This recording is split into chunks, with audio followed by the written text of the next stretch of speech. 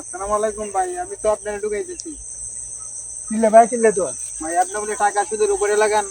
কোনো কথা নেই, সুদের হারে টাকা লাগা যে না, পয়সাটা কোনে আমি তো শুনছি আরো মানুষ না, আমার ভাই, একজন সুদের বন্ধু হারে আছে, লাগাই না। ওই যে হেডি বলছে। সুদের হারে টাকা লাগা নাই, ইন্টারেস্ট উপর লাগাই। না, এসব না, আমি সুদ আমি বুঝি না। আমি শুনছি না, আপনি সুদের উপরে সুদ টাকা করলে পারে লাগান। আপনি যদি সুদের কথা কোনো আর মোটে টাকা নাই, তাহলে সুদের তো উপর আপনি টাকা সুদের লাগে উপরে না। টাকা লাগান না।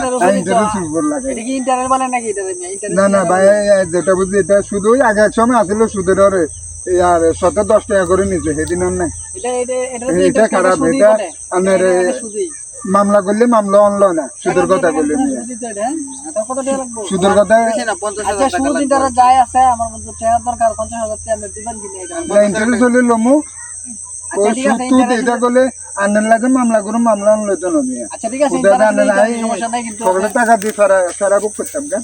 আজিলামের কোনো দরকার আছে না, এসব আজিলামের দরকার না। আর পকেটে টাকা আছে,